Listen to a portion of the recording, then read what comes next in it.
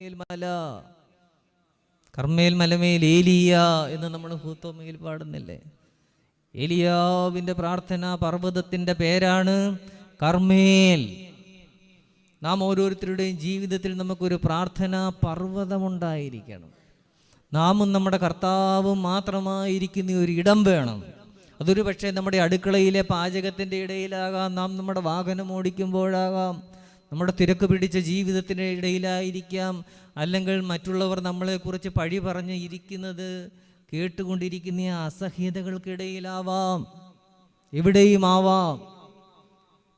ജീവിതത്തിൻ്റെ നിരാശാഭരിതമായ മുഖങ്ങളിലാകാം, തീപ്പാതകളിലാകാം, തള്ളയുടെ കൂട്ടിൽ നിന്ന് താഴേക്ക് വീണുപോയി ഒരു കുഞ്ഞു കിളിയെ പോലെ പിടച്ചുകൊണ്ടിരിക്കുന്ന സമയത്താകാം. അത് സുഖമുള്ള സ്ഥലത്തായിരിക്കണമെന്നൊന്നും നിർബന്ധമില്ല. ഒരു പ്രാർത്ഥനാ പർവ്വതം നമ്മുടെ ജീവിതത്തിൽ ഉണ്ടായിരിക്കണം. ഏലിയാവിൻ്റെ ജീവിതത്തിലെ പ്രാർത്ഥനാ പർവ്വതത്തിൻ്റെ പേരാണ് കർമ്മേൽ. ഏലിയാവ് എങ്ങനെ അവിടെ ഇരുന്നു? മുകളിൽ കയറി നിലത്ത് കുനിഞ്ഞ് മുഖം തൻ്റെ മുഴങ്കാലുകളുടെ നടുവിൽ വെച്ചിരുന്നു. ഒരു ഭവനത്തിൽ പിതാവിരിക്കേണ്ടുന്ന ഒരു നിലയാണത്. ഒരു ഭവനത്തിൽ മാതാവിരിക്കേണ്ടുന്ന ഒരു നിലയാണത്. നിങ്ങൾ പ്രാർത്ഥിക്കും ഇല്ല, സമയാസമയങ്ങളിൽ കൗമായും പ്രാർത്ഥനകളും ഒക്കെ കൃത്യമായിട്ട് നടക്കും. പക്ഷേ കുടുംബത്തിന് വേണ്ടി മുഖം തൻ്റെ മുഴങ്കാലുകളുടെ നടുവിൽ വെച്ച് ഒരല്പസമയം ഇരിക്കാൻ നമുക്ക് സാധിക്കുന്നുണ്ടോ? നമ്മുടെ കുഞ്ഞുങ്ങൾ തൻ്റെ അപ്പൻ എങ്ങനെ കുടുംബത്തിൽ ഇരിക്കുന്നത് കാണുന്നുണ്ടോ? അമ്മ എങ്ങനെ ഇരിക്കുന്നത് കാണുന്നുണ്ടോ? അങ്ങനെ ഒരു അപ്പൻ ഇരിക്കുന്നത് കാണുന്ന കുഞ്ഞ് ആ കുടുംബത്തിന് അഹിതകമായത് ഒന്നും അവൻ്റെ ജീവിതത്തിൽ പ്രവർത്തിക്കത്തില്ല. അങ്ങനെ ഒരു അമ്മ ഇരിക്കുന്നത് കാണുന്ന കുഞ്ഞ് ആ കുടുംബത്തിന് അഹിതമായത് ഒന്നും അവൻ്റെ ജീവിതത്തിലും അവളുടെ ജീവിതത്തിലും പ്രവർത്തിക്കത്തില്ല. ഇന്ന് നമ്മുടെ കുടുംബത്തിലും നമ്മുടെ മാതാപിതാക്കൾക്കും അഹിതകരമായത് കുഞ്ഞുങ്ങൾ പ്രവർത്തിക്കുന്നുവെങ്കിൽ അവരുടെ മാതാപിതാക്കളുടെ ആത്മീയ ജീവിതവും പ്രാർത്ഥനാ നിലയും ആ കുഞ്ഞുങ്ങൾ ഒരിക്കലും കാണുന്നില്ല എന്നുള്ളതാണ് അതിൻ്റെ യാഥാർത്ഥ്യം. ഒരിക്കലും കാണുന്നില്ല. ഒരമ്മയ്ക്ക് വലിയ ഉത്തരവാദിത്തങ്ങളാണ് നിർവഹിക്കാനുള്ളത്. ദേവാലയം നിറയെ അമ്മമാരാണ്.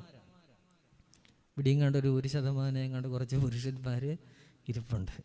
ദേവാലയം നിറയെ അമ്മമാരാണ്. എന്തിനു വേണ്ടി അമ്മമാർ ഈ ദേവാലയത്തിലേക്ക് കടന്നു വന്നു? അവർക്ക് വേണ്ടിയാണോ? അല്ല, അവരുടെ തലമുറകൾക്ക് വേണ്ടിയാണ് ഓരോ അമ്മയും ഈ ദേവാലയത്തിലേക്ക് കടന്നു വന്നിരിക്കുന്നത്. അപ്പോൾ അമ്മ എന്ന് പറഞ്ഞാൽ അത് തലമുറകളുടെ അമ്മയാണ്. വിശുദ്ധ കന്യകമറിയാം അത് തന്നെയാണ് നമ്മളെ പഠിപ്പിക്കുന്നത്. തലമുറകളുടെ മാതാവാണ്. കർത്താവിൻ്റെ മാത്രം അമ്മയല്ല. കാൽവറിയിൽ കിടന്നുകൊണ്ട് വിശുദ്ധ യോഹന്നാൻ ശ്ലീഹായ്ക്ക് തൻ്റെ അമ്മയെ ഏൽപ്പിച്ചു കൊടുത്തത് യോഹന്നാന് വീട്ടിൽ കൊണ്ട് നോക്കാനല്ല. ഇതാ നിന്റെ അമ്മയെന്ന് പറയുമ്പോൾ പരിശുദ്ധ സഭയുടെ പ്രതിനിധിയായിട്ടാണ് യോഹന്നാൻ അമ്മയെ സ്വീകരിക്കുന്നത്. നമുക്ക് വേണ്ടിയാണ് യോഹന്നാൻ കാൽവറിയിൽ കർത്താവിൻ്റെ കയ്യിൽ നിന്ന് അമ്മയെ വാങ്ങിയത്. അതുകൊണ്ടാണ് അമ്മയെ നമ്മൾ വിട്ടുകളയാത്തത്. ശിഷ്യന്മാർ ലോകത്തിൻ്റെ ഏതൊക്കെ ഭാഗത്തേക്ക് പോയോ അവിടെയെല്ലാം ദേവാലയങ്ങൾ സ്ഥാപിച്ചത് വിശുദ്ധ കന്യകമറിയാമിൻ്റെ നാമത്തിലായിരുന്നു. നിരണം ഉൾപ്പെടെ 7.5 പള്ളികളും സ്ഥാപിക്കപ്പെട്ടിരിക്കുന്നത് വിശുദ്ധ കന്യകമറിയാം അമ്മയുടെ നാമത്തിലാണ്. കാരണം ക്രൂശിൽ കിടന്നുകൊണ്ട് കൊടുത്ത സമ്മാനമാണ് ഇതാ നിന്റെ അമ്മ. ആ അമ്മയെ നമുക്ക് എങ്ങനെ കൈവിട്ട് കളയാനായിട്ട് സാധിക്കും? അപ്പോൾ ഇന്നിവിടെ ഇരിക്കുന്ന ഓരോ അമ്മമാരും ആ അമ്മയുടെ പ്രതീകങ്ങളായിട്ടാണ് നമ്മൾ കാണുന്നത്. ആ അമ്മയായിട്ട് മാറാനുള്ള വലിയ പ്രയത്നമാണ് അമ്മമാരുടെ ഭാഗത്തു നിന്നുണ്ടാകുന്നത്, ഉണ്ടാകേണ്ടത്. ഈ കാലത്തെ പൗരോഹിത്യത്തെക്കുറിച്ച് നമുക്ക് ഒത്തിരി പരാതിയുണ്ട്. പണ്ടുള്ള അച്ഛന്മാരൊക്കെ ആയിരുന്നെങ്കിൽ എന്ത് നല്ല അച്ഛന്മാരായിരുന്നു. ഇപ്പോഴത്തെ അച്ഛന്മാരൊന്നും പോരാ. പണ്ടുള്ള തിരുമേനിമാരൊക്കെ ആയിരുന്നെങ്കിൽ എന്നാ തിരുമേനിമാരായിരുന്നില്ലേ. ഇപ്പോഴത്തെ തിരുമേനിമാരൊന്നും അത്രയും അങ്ങോട്ട് വരുന്നില്ല. ഈ പണ്ടുള്ള അച്ഛന്മാരെല്ലാം പണ്ടത്തെ മാതാപിതാക്കളുടെ മക്കളായിരുന്നു. പണ്ടത്തെ തിരുമേനിമാരെല്ലാം പണ്ടത്തെ മാതാപിതാക്കളുടെ മക്കളായിരുന്നു. ഇപ്പോഴത്തെ അച്ഛന്മാരെല്ലാം ഇപ്പോഴത്തെ നമ്മുടെ മക്കളാണ്. ഇപ്പോഴത്തെ തിരുമേനിമാരെല്ലാം ഇപ്പോഴത്തെ നമ്മുടെ മക്കളാണ്. ഓരോ കാലഘട്ടവും അവരർഹിക്കുന്ന പൗരോഹിത്യത്തെ കൊടുക്കത്തുള്ളൂ, അവരർഹിക്കുന്ന നേതാക്കന്മാരെ കൊടുക്കത്തുള്ളൂ. അതുകൊണ്ട് നാം എന്താണ് ചെയ്യേണ്ടത്? നാം നമ്മുടെ കുഞ്ഞുങ്ങളെ നല്ല മക്കളായിട്ട് വളർത്തി കഴിയുമ്പോൾ നല്ല അച്ഛന്മാരെ കിട്ടും. എന്നെപ്പോലെ ഒന്നുള്ള അച്ഛന്മാരെ അല്ല, നല്ല അച്ഛന്മാരെ കിട്ടും, നല്ല മേൽപ്പെട്ടക്കാരെ കിട്ടും. ഇപ്പോൾ ഈ 7 പേരായിട്ട് വാഴിക്കപ്പെട്ട മേൽപ്പെട്ടക്കാരിൽ കുഞ്ഞുനാൾ മുതൽ നമ്മൾ കണ്ടിട്ടുള്ള എത്ര പേരുണ്ട് അല്ലേ? കൊച്ചുനാൾ മുതൽ നമ്മൾ കണ്ടിട്ടുള്ള എത്ര മേൽപ്പെട്ടക്കാരെയാണ് ഈ കഴിഞ്ഞ നാളുകളിൽ വാഴിച്ചത്? അവരൊക്കെ നമ്മുടെ കുഞ്ഞുങ്ങളായിരുന്നു. ഈ സഭയിലെ മാതാപിതാക്കളുടെ മടിത്തട്ടിൽ വളരുന്ന കുഞ്ഞുങ്ങളാണ് നാളെയുടെ പൗരോഹിത്യവും മേൽപ്പെട്ട സ്ഥാനവും. അതിനെ വിമർശിക്കാനോ അതിൽ നിന്ന് ഒഴിവാകാനോ നമുക്ക് യാതൊരു ഗത്യന്തരവും ഇല്ല. കാരണം നാം നമ്മുടെ വീടിൻ്റെ മോന്തായത്തിൽ കയറിയിരുന്ന് നമ്മുടെ വീടിനെതിരെ തന്നെ പുലഭ്യം പറയുന്നവരായി തീരുകയാണ് ആ നിമിഷത്തിൽ. അതുകൊണ്ട് നമ്മുടെ കുഞ്ഞുങ്ങളെ ആത്മബലമുള്ളവരാക്കുക. നല്ല പുരോഹിതന്മാർ വരും, അവരിൽ നിന്ന് നല്ല മേൽപ്പെട്ടക്കാർ വരും, അല്ലേ? അതാണ് നാം ശ്രദ്ധിക്കേണ്ടത്. അതുകൊണ്ട് സഭ എപ്പോഴും അമ്മ എന്ന വാക്കിന് അതീവ പ്രാധാന്യം നൽകിയിരുന്നു. അതുകൊണ്ടാണ് സ്ത്രീകളുടെ ശവസംസ്കാരത്തിൽ സഭ പാടുന്നത്. സ്ത്രീകളുടെ ശവസംസ്കാരത്തിൽ 4 ക്രമങ്ങളാണുള്ളത്. പുരുഷന്മാരുടെ ശവസംസ്കാരത്തിൽ 4 ക്രമങ്ങളാണുള്ളത്. സ്ത്രീകളുടെ ശവസംസ്കാരത്തിൽ സഭ പാടുന്നുണ്ട്: വിടതിലിളവില്ലാതോടി നടന്നോളേ, കബറതിലേക്കേന്തുന്നപരന്മാർ നാഥ നൽകണമാശ്വാ. ഈ അമ്മയാരാണ്? ഈ മരിച്ചു കിടക്കുന്ന അമ്മയാരാണ്? സഭ പറയുകയാണ്. ആരാ പറയുന്നേ? സഭ പറയുകയാണ്. വീടതിൽ ഇളവില്ലാതെ ഓടി നടന്നവൾ, വീടതിൽ ഇളവില്ലാതെ ഓടി നടന്നവളാണ് ഈ അമ്മ എന്നാരാ പറയുന്നത്? ഈ നാട്ടിലെ വിപ്ലവ പാർട്ടിക്കാരാണോ? പ്രത്യയശാസ്ത്രക്കാരാണോ? വനിതാ വിമോചനക്കാരാണോ? അവരൊന്നും ഇത്രയൊന്നും പറഞ്ഞിട്ടില്ല. അവർക്കൊക്കെ അവരുടെ മതിലിനോ സമരങ്ങൾക്കോ ഒക്കെ നിങ്ങളെ മതി. ഇത് പറയുന്ന ആരാണെന്നറിയാമോ? സഭയാണ്. ഈ അമ്മയുടെ കഷ്ടപ്പാട് കാണുന്നതും ഈ അമ്മയുടെ കണ്ണുനീരിനെ തൂക്കി നോക്കുന്നതും സഭ മാത്രമാണ്. ഈ അമ്മ ഈ വീട്ടിലൂടെ ഇടതടവില്ലാതെ ഓടി നടക്കുകയായിരുന്നു. 10-70 വർഷം കൊണ്ട് ഒരു അമ്മ ഒരു വീട്ടിലൂടെ എത്ര കിലോമീറ്ററാണ് ഓടി നടക്കുന്നത്?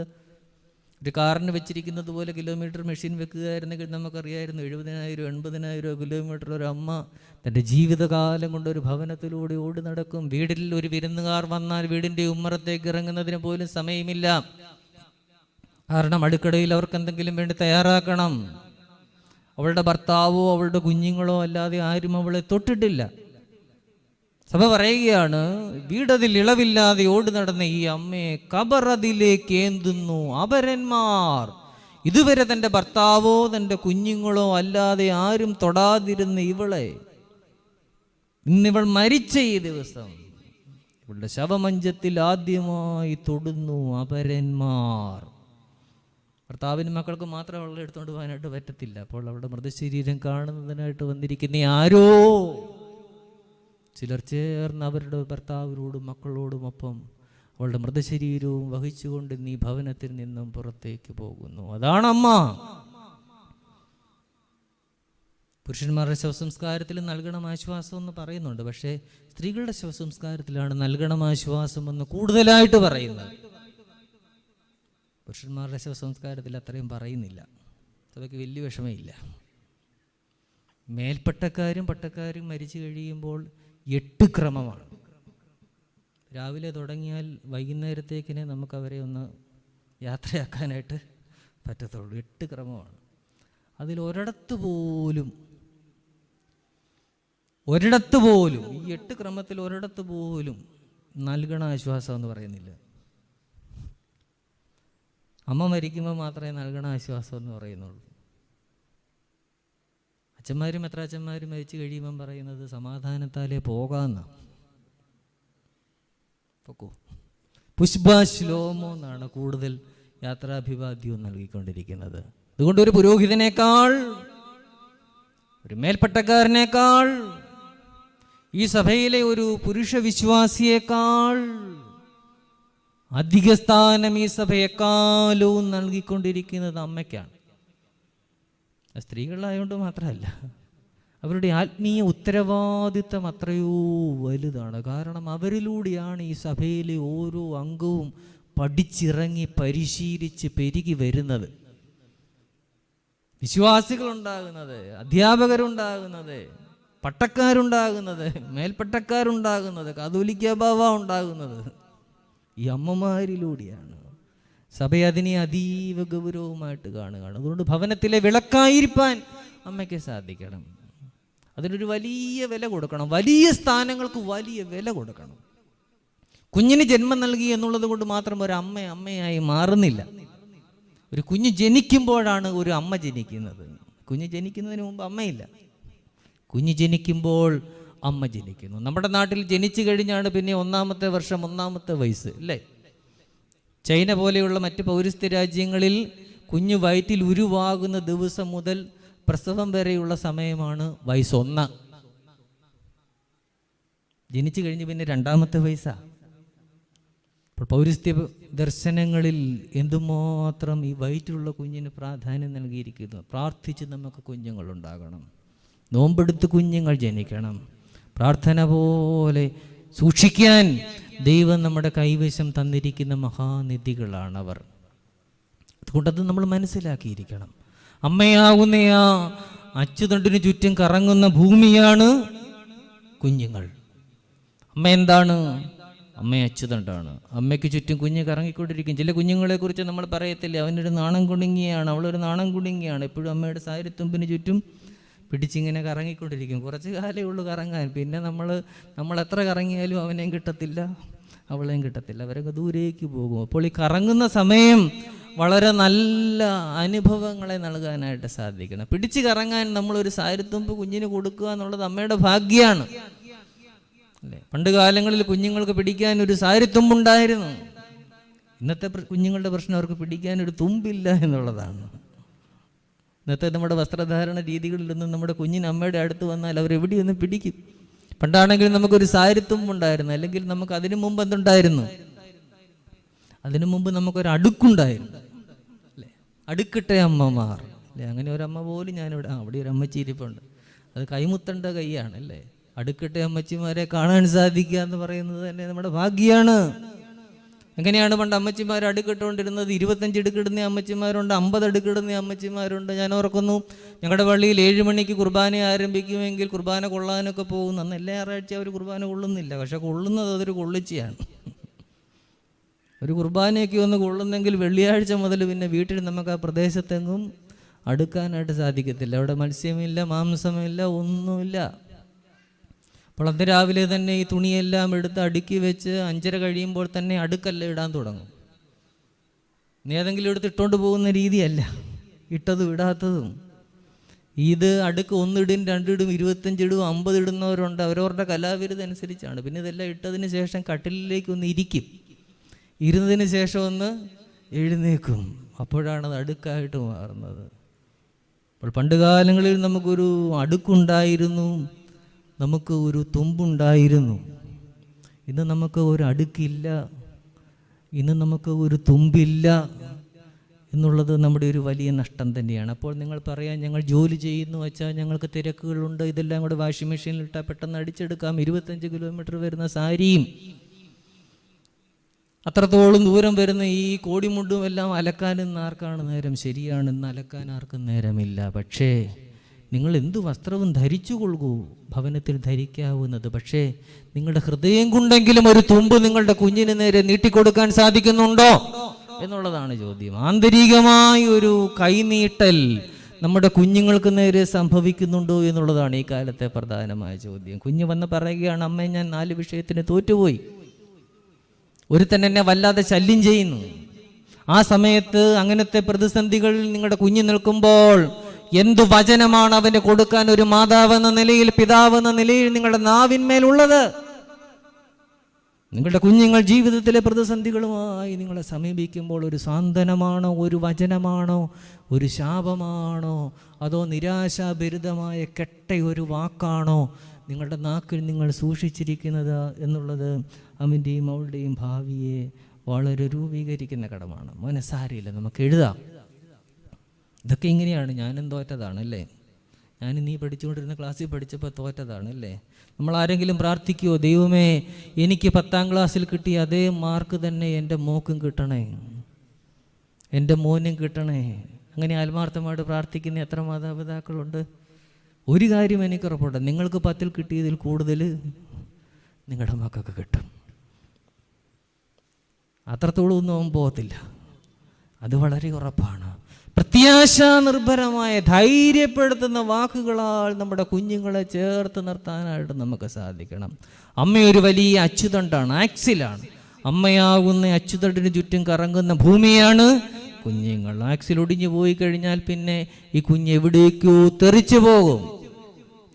ഭ്രമണപഥത്തിൽ നിന്ന് ദൂരേക്ക് തെറിച്ചു പോകുന്ന ശൂന്യഗ്രഹം പോലെ നമ്മുടെ കുഞ്ഞുങ്ങൾ ഭ്രമണപഥമില്ലാതെ എവിടെയോ തെറിച്ചു പോകും.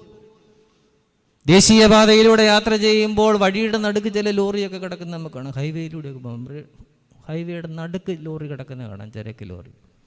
എന്ത് പറ്റിയെന്ന് ചോദിക്കേണ്ട, അതിനൊറ്റ ഉത്തരവുള്ളൂ, ആക്സിൽ ഒടിഞ്ഞു പോയതാണ്. ആക്സിൽ ഒടിഞ്ഞു കഴിഞ്ഞാൽ പിന്നെ ലോറി അങ്ങോട്ടും മാറില്ല ഇങ്ങോട്ടും മാറില്ല. ബ്രേക്ക് പൊട്ടിയാൽ നമുക്ക് ഉരച്ച് നിർത്താം, പഞ്ചറായാൽ നിരക്കി നിർത്താം. പക്ഷേ ആക്സിൽ ഒടിഞ്ഞാൽ കിടന്നിടത്ത് കിടക്കുകയുള്ളൂ. അമ്മ ആക്സിലാണ്, അമ്മ അച്ചുതണ്ടാണ്. അച്ചുതണ്ടോടിയരുത്. ഒടിഞ്ഞു കഴിഞ്ഞാൽ അത് ആ കുഞ്ഞിൻ്റെ ജീവിതത്തിൽ ഒരടി പോലും മുന്നോട്ട് പോകാനാവാത്ത വിധം അവനെയും അവളെയും അതവിടെ നിർത്തിക്കളയും. ഈ സഭയുടെ മുമ്പോട്ടുള്ള പ്രയാണത്തിൽ വിശുദ്ധ കന്യകമർത്തമറിയാം അമ്മയുടെ ആ ഒരു വലിയ ശക്തി അതാണ്. എത്രയോ സഭകൾ ഉണ്ടാകുന്നു, കൊഴിഞ്ഞു പോകുന്നു, ഇല്ലാതായി പോകുന്നു. പക്ഷേ ഒരു വലിയ സങ്കേത നഗരം പോലെ ഈ പരിശുദ്ധ സഭയെ സംരക്ഷിച്ച് മാതാവിൻ്റെ മധ്യസ്ഥത നമ്മളെ വലയം ചെയ്ത് നിൽക്കുകയാണ്. AD 4-ാം നൂറ്റാണ്ട് മുതൽ ഈ സഭയിൽ വിശുദ്ധ ദൈവമാതാവിനോടുള്ള മധ്യസ്ഥത ഉണ്ടായിരുന്നു. AD 4-ാം നൂറ്റാണ്ട് മുതൽ. കുറെ കൂടി ഞാനങ്ങ് തെളിച്ച് പറയാം. നമ്മുടെ കർത്താവിൻ്റെ ഉയർപ്പ് പെരുന്നാൾ, ഈസ്റ്റർ പെരുന്നാൾ, നമ്മുടെ കർത്താവിൻ്റെ ഉയർപ്പ് പെരുന്നാൾ ലോകമാസകലം വ്യാപകമായി ആചരിക്കുന്നതിന് മുമ്പ് വിശുദ്ധ ദൈവമാതാവിൻ്റെ വാങ്ങിപ്പ് പെരുന്നാൾ ഈ സഭയിൽ ആചരിച്ചിരുന്നു, ഈ പാരമ്പര്യത്തിൽ ആചരിച്ചിരുന്നു. പിന്നീട് കുസ്തന്തീനോസ് ചക്രവർത്തിയുടെ സമയമാകുമ്പോഴാണ് കൽപ്പന പ്രകാരം ലോകമെങ്ങും ഈസ്റ്റർ പെരുന്നാളിൻ്റെ ആചരണം തുടങ്ങുന്നത്. AD 4-ാം നൂറ്റാണ്ട് മുതൽ ഗെത്സമനിൻ തോട്ടത്തിന് ചുറ്റും ആ പ്രദേശങ്ങളിൽ യെരുശലേമിലെല്ലാം ആദിമസഭയിൽ വിശുദ്ധ ദൈവമാതാവിൻ്റെ മധ്യസ്ഥതയിൽ ദേവാലയങ്ങൾ സ്ഥാപിക്കപ്പെട്ടിരുന്നു. ഇന്നലെ ഇന്നോ ഏതെങ്കിലും മെത്രാച്ചനോ കൊച്ചച്ഛനോ കൊണ്ടുപോകുന്ന വിശ്വാസ പരിപാടിയല്ല. ഇത് നാം മനസ്സിലാക്കണം. ഒരമ്മയുടെ വലിയ ഉത്തരവാദിത്വത്തെ നമ്മൾ തിരിച്ചറിയണം. എന്നിട്ട് എന്ത് ചെയ്യണം? എന്താണ് ഉത്തരവാദിത്വം? സുവിശേഷത്തെ കൊടുക്കണം. കാനാവിലെ കല്യാണ വീട്ടിൽ വിശുദ്ധ യോഹന്നാന്റെ സുവിശേഷം 2-ാം അധ്യായത്തിൽ അമ്മയുടെ ഉത്തരവാദിത്വം വളരെ കൃത്യമായിട്ട് വിശുദ്ധ കന്യകമറിയാൻ നിർവഹിക്കുന്നുണ്ട്. എന്താണത്? ഒരു പ്രസംഗം നടത്തി 1.5 മണിക്കൂർ പ്രസംഗമാണോ? 10,000 കൂടിയ പ്രസംഗമാണോ? ഒറ്റവരി പ്രസംഗമാണ്. എന്താണത്? അവൻ പറയുന്നത് പോലെ നിങ്ങൾ ചെയ്യുവേ. നിങ്ങളുടെ കുഞ്ഞുങ്ങളോട് അത്രയും മാത്രം നിങ്ങൾ പറഞ്ഞാൽ മതി. എൻ്റെ കർത്താവ് പറയുന്നത് പോലെ മോനെ മോളെ നീ ചെയ്യണം. കർത്താവിൻ്റെ സുവിശേഷത്തെ കുഞ്ഞുങ്ങൾക്ക് കൊടുക്കുന്നതിൻ്റെ പേരാണ് മാതൃത്വം. ഒരു കുഞ്ഞ് ജനിക്കുമ്പോഴാണ് ഒരമ്മ ജനിക്കുന്നത്. ശമരിയ പട്ടണത്തിൽ മഞ്ഞിനും മഴയ്ക്കും വേണ്ടി ഏലിയാവ് കാത്തിരിക്കുകയാണ്. തൻ്റെ ബാല്യക്കാരനെ അയക്കുന്നുണ്ട് അനേക പ്രാവശ്യം. ഓരോ പ്രാവശ്യവും നോക്കിയിട്ട് അവൻ വന്നിട്ട് പറയും അവിടെയൊന്നും കാണുന്നില്ല, അവിടെയൊന്നും കാണുന്നില്ല. അല്ലേ? നമ്മൾ ഒരു എത്ര ഞായറാഴ്ച പള്ളിയിൽ പോകുന്നു. ഇന്ന് എന്നാണ് അച്ഛൻ പ്രസംഗിച്ചു? അച്ഛൻ എന്തൊക്കെയോ പ്രസംഗിച്ചു. ഇന്ന് എന്തായിരുന്നു പ്രാർത്ഥന യോഗത്തിൽ? അവിടെ എന്തൊക്കെയോ നടന്നു. 7 പ്രാവശ്യം ബാല്യക്കാരൻ പോവുകയാണ്. 6-ാമത്തെ പ്രാവശ്യവും പോയിട്ട് വന്നിട്ട് തിരികെ വന്നപ്പോൾ എലിയാവ് ചോദിച്ചു, നീ എന്ത് കാണുന്നു? 6-ാം പ്രാവശ്യവും പോയിട്ട് വന്നിട്ട് ബാല്യക്കാരൻ പറയുകയാണ്, ഞാനൊന്നും കാണുന്നില്ല. നമ്മുടെ ഈ പോക്കുകളൊക്കെ ഈ ഉത്തരത്തിന് വേണ്ടിയാണോ? ഈ ഉത്തരം പറയാനാണോ നമ്മൾ ഈ പോക്കെല്ലാം പോകുന്നത്? 7-ാം പ്രാവശ്യവും ബാല്യക്കാരനെ എലിയാവ് ശക്തിപ്പെടുത്തുകയാണ്. നീ ഒന്നുകൂടെ പോകണം, നീ ഒന്നുകൂടെ നോക്കണം. അതുകൊണ്ട് നമ്മുടെ ഈ വരവും അങ്ങനെയുള്ള ഒരു വരവും അങ്ങനെയുള്ള ഒരു നോട്ടവുമായിരിക്കണം. ബാല്യക്കാരൻ ചെന്ന് 7-ാം പ്രാവശ്യവും നോക്കി. അതാണ് നമ്മുടെ ഇന്നത്തെ പ്രധാന ചിന്ത. 7-ാം പ്രാവശ്യമോ അവൻ ഇതാ ബിഹോൾഡ് എന്നാണ് അതിൻ്റെ അർത്ഥം. കണ്ടാലും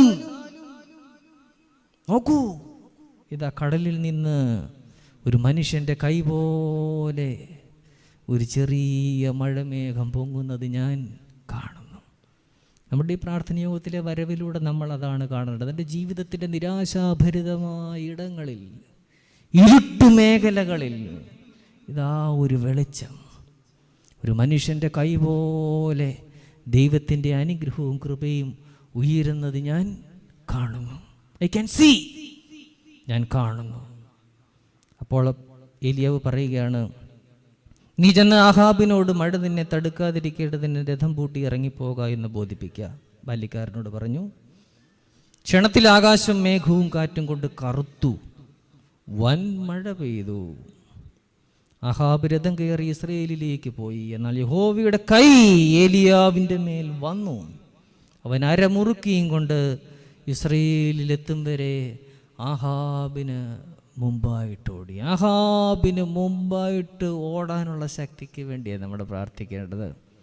എല്ലാ വിഗ്രഹങ്ങൾക്കും, എല്ലാ തിന്മകൾക്കും, നമ്മുടെ കുടുംബത്തെയും നമ്മുടെ കുഞ്ഞുങ്ങളെയും ബാധിച്ചിരിക്കുന്ന എല്ലാ കന്നന്തിരിവുകൾക്കും, എല്ലാ ആത്മീയ മാന്ദ്യങ്ങൾക്കും, എല്ലാ ദൈവമില്ലായ്മയ്ക്കും, എല്ലാ യാന്ത്രിക ജീവിതങ്ങൾക്കും എതിരെ അരമുറുക്കിയും കൊണ്ട് മുന്നോട്ടോടാനുള്ള ശക്തിയാണ് ഈ ദേവാലയത്തിൽ നിന്ന് നമ്മൾ പ്രാപിച്ചുകൊണ്ട് പോകേണ്ടത്. അതാണ് ഇന്ന് നമുക്ക് ലഭിക്കുന്നത്. അതുകൊണ്ട് നമ്മുടെ മധ്യസ്ഥ പ്രാർത്ഥനയിലെ പ്രധാന പ്രാർത്ഥനാ വിഷയവും അത് തന്നെയായിരിക്കണം. ഇതാ ഒരു മനുഷ്യൻ്റെ കൈ പോലെ കടലിൽ നിന്ന് ഒരു മേഘം പൊങ്ങുന്നത് ഞാൻ കാണുന്നു. രാജാക്കന്മാരുടെ 1-ാം പുസ്തകം 18-ാം അധ്യായം 44-ാം വാക്യം. ആ മേഘം ഒരു നല്ല മഴയായി നമ്മുടെ ജീവിതത്തിൽ പെയ്തിറങ്ങുവാനും നാം നമ്മുടെ കുടുംബവും തലമുറകളും അനുഗ്രഹീത വംശമായി ഈ സമൂഹമധ്യേ നിലനിൽക്കുവാനും ദൈവത്തിൻ്റെ പരിശുദ്ധ റൂഹ നമ്മെ ശക്തീകരിക്കട്ടെ എന്ന് പ്രാർത്ഥിക്കുന്നു.